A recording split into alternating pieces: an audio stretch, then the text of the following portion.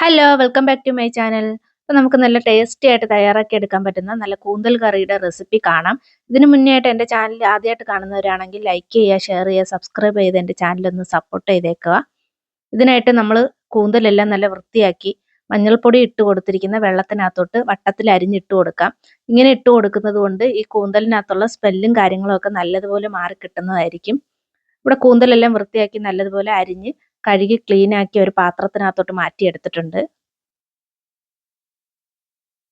കറിക്ക് ആവശ്യമായിട്ട് ഒരു കുഞ്ഞ് സവാള അരിഞ്ഞു വെച്ചിട്ടുണ്ട്, ഒരു കുഞ്ഞ് തക്കാളി എടുത്തിട്ടുണ്ട്, കുറച്ച് കൊച്ചുള്ളി, 2 പച്ചമുളക് എടുത്തിട്ടുണ്ട്, കുറച്ച് ഇഞ്ചി വെളുത്തുള്ളി എന്നിവ ചതച്ചെടുത്തിട്ടുണ്ട്. ഇനി ഒരു പാത്രത്തിനകത്തോട്ട് എണ്ണ ഒഴിച്ചു കൊടുക്കാം. എണ്ണയൊന്ന് ചൂടായി വരുന്ന സമയം കൊണ്ട് ചതച്ച് വെച്ചിരിക്കുന്ന ഇഞ്ചിയും വെളുത്തുള്ളി ഇട്ട് കൊടുത്ത് അതിൻ്റെ പച്ചമണം മാറി കിട്ടുന്നതായിട്ട് നല്ലതുപോലെ ഒന്ന് വഴറ്റി കൊടുക്കാം. ഇതിനകത്തോട്ട് കുഞ്ഞായിട്ട് അരിഞ്ഞു വെച്ചിരിക്കുന്ന ഒരു സവാള ഇട്ട് കൊടുക്കാം.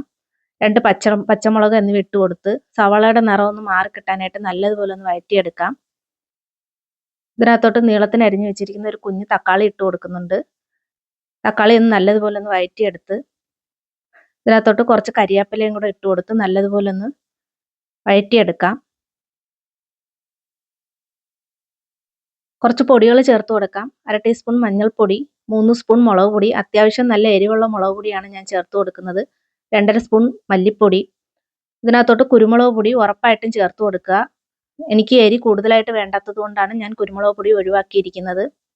ഈ സമയം കൊണ്ട് കരിഞ്ഞു പോകാതിരിക്കാനായിട്ട് സ്റ്റൗ ഒന്ന് കുറച്ച് വെക്കുക. എണ്ണ കുറവായിട്ട് തോന്നുകയാണെങ്കിൽ കുറച്ച് എണ്ണയും കൂടെ ചേർത്ത് കൊടുത്ത് പൊടികളുടെ പച്ചമണം മാറി കിട്ടാനായിട്ട് നല്ലതുപോലെ ഒന്ന് വഴറ്റിയെടുക്കാം. കഴുകി വൃത്തിയാക്കി വെച്ചിരിക്കുന്ന കൂന്തൽ ഇതിനകത്തോട്ട് ഇട്ട് കൊടുത്ത് പൊടികളുമായിട്ട് നല്ലതുപോലെ ഒന്ന് കൂട്ടി യോജിപ്പിച്ചെടുക്കാം. കറിക്ക് ആവശ്യമായിട്ടുള്ള ഉപ്പ് ഈ സമയം കൊണ്ടൊന്ന് ചേർത്ത് കൊടുക്കാം. ഇതൊരു 10 മിനിറ്റ് നേരത്തേക്കൊന്ന് അടച്ചു വെച്ച് കൂന്തലിനകത്തോട്ടൊന്ന് അരപ്പ് പിടിക്കാനായിട്ട് അടച്ചു വെച്ച് മാറ്റി വെക്കാം. സമയം കൊണ്ട് ഒരു കുഞ്ഞ് അരമുറി തേങ്ങ എടുത്തിട്ടുണ്ട്. അതിനകത്തോട്ട് കുറച്ച് കൊച്ചുള്ളി, ഒരു നുള്ളു ജീരകം എന്നിവ ഇട്ട് കൊടുത്ത് അരപ്പിന് ആവശ്യമായിട്ടുള്ള വെള്ളവും കൂടെ ഒഴിച്ചു കൊടുത്ത് നല്ല പേസ്റ്റ് രൂപത്തിൽ ഇതൊന്ന് അരച്ചെടുക്കാം. സമയം കൊണ്ട് കൂന്തലെല്ലാം ഇവിടെ ജസ്റ്റ് ഒന്ന് വെന്ത് കിട്ടിയിട്ടുണ്ട്. അരപ്പെല്ലാം നല്ലതുപോലെ അതിനകത്തോട്ട് പിടിച്ചിട്ടുണ്ട്. ഈ അരച്ചു വെച്ചിരിക്കുന്ന അരപ്പ് അതിനകത്തോട്ട് ഒഴിച്ചു കൊടുത്ത് നല്ലതുപോലെ ഒന്ന് ഇളക്കി യോജിപ്പിച്ച് കൊടുക്കാം. ഇതൊരു തിള വരുന്നത് വരെ ഒന്ന് വെയിറ്റ് ചെയ്യാം. ഞാൻ മറ്റൊരു ചാനലിൽ കണ്ടിട്ട് തയ്യാറാക്കി എടുത്ത റെസിപ്പി ആയിരുന്നു. കൂട്ടി നോക്കിയപ്പോൾ നല്ല ടേസ്റ്റ് ഉണ്ടായിരുന്നു. അപ്പം എല്ലാവരും ഇതൊന്ന് ട്രൈ ചെയ്ത് നോക്കുക. അപ്പം അത്രേ ഉള്ളൂ. ടാറ്റാ.